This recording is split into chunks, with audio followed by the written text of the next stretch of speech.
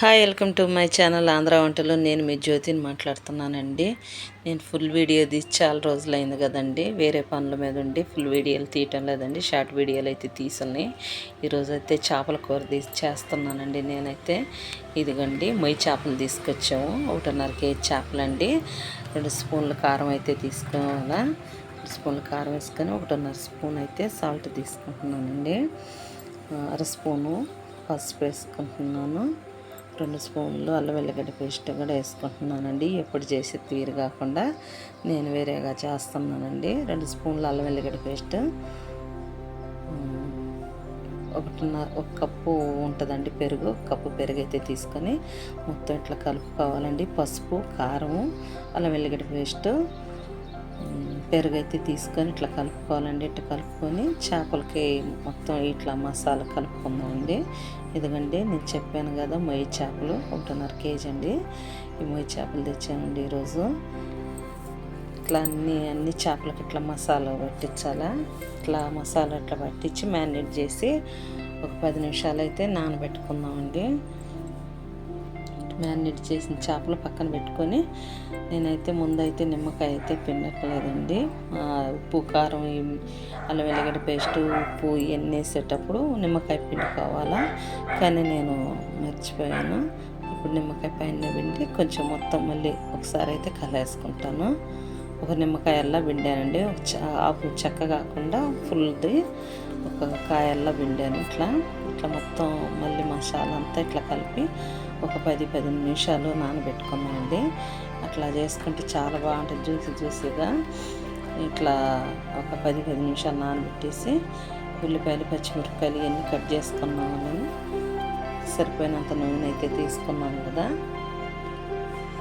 ఇదండి నూనె వేడి ఇందాక ఉంచుకొని నేను ఒక 1 స్పూన్ మెంతులు అయితే వేస్తున్నానండి. ఎక్కువ కూడా వేయటం లేదు. అవి కొంచెం నానేసరికి పిల్లలు కొంచెం పంటికి తగిలినప్పుడు వాళ్ళు కొంచెం చేదని అంటారు. అందుకు కొంచెం తక్కువగానే వేసాను మెంతులు. ఉల్లిపాయలు, పచ్చిమిరపకాయలు ఇట్లా వేసి బాగా కలిపేసుకుందాం. కొంచెం కరివేపాకు, టమాటా కూడా ఒకటే టమాటా వేస్తున్నానండి. టమాటా లేకపోయినా కూడా బాగానే ఉంటుంది. ఎందుకంటే మనం పెరుగు, నిమ్మకాయ పులుసు వేస్తున్నాం కదా, చింతపండు కూడా వేస్తాం కాబట్టి ఒకటే కాయ వేస్తున్నానండి కొంచెం టేస్ట్ కోసం.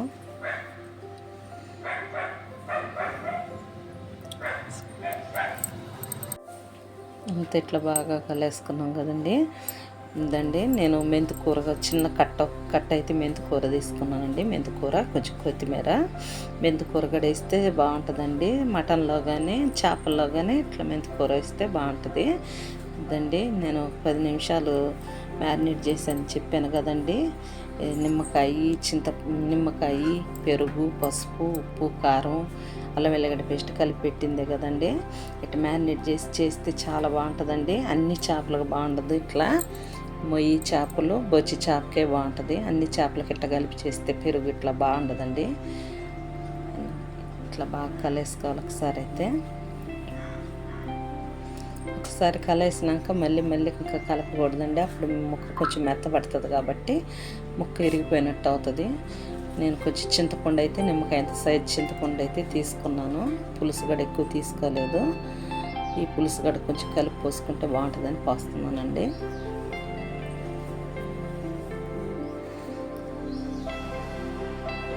ఒకసారి పైకి కిందకి ఒకసారి కలిసి ఇంకా పులుసు అయితే పోసుకొని ఇంకా కదిలించకుండా అట్లానే ఉడికిద్దాము.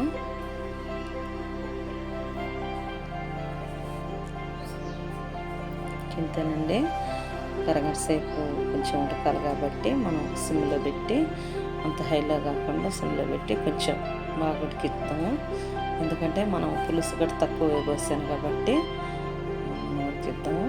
నేను దీంట్లో అయితే ఇంకేం మసాలా అయితే వేయటం లేదండి. నేను ఇంతకు ముందుగానే ఎండు కొబ్బరి, ధనియాలు, జీలకర్ర ఈ మిక్సీకి వేసిన పొడి ఉంది కాబట్టి వేస్తున్నానండి. లవంగా, దాల్చిన చెక్క ఇట్లా మసాలా ఏమి వేయటం లేదండి. ఇంకా ఇదండి 1.5 స్పూన్ అయితే నేను ఈ పొడి అయితే వేస్తున్నాను. ఇది ఇంతకుముందు మిక్సీకి పెట్టిన పొడేనండి. ఇది నేను చూపించలేదు కాబట్టి చెప్తున్నాను. ధనియాలు, జీలకర్ర, ఇంతేనండి. ధనియాలు, జీలకర్ర, ఎండు కొబ్బరి మిక్సీకి పెట్టిన పొడేనండి. 1.5 స్పూన్ అయితే వేసాను. ఇది కూడా పొడి వేసినాక కొంచెం బాగా మరగనిద్దాము. కూర కొంచెం దగ్గరికి వచ్చిందాక. అయిపోయిందండి. కూర అయితే రెడీ అయిపోయింది. నేను ఇంతకుముందు వీడియోలు పెట్టలేదని ఏమనుకోబాకండి. ఈ వీడియో నచ్చిందో లేదో మీరు నాకు కామెంట్లో చెప్పండి. వీడియో నచ్చితే లైక్ చేయండి, షేర్ చేయండి, సబ్స్క్రైబ్ చేయండి.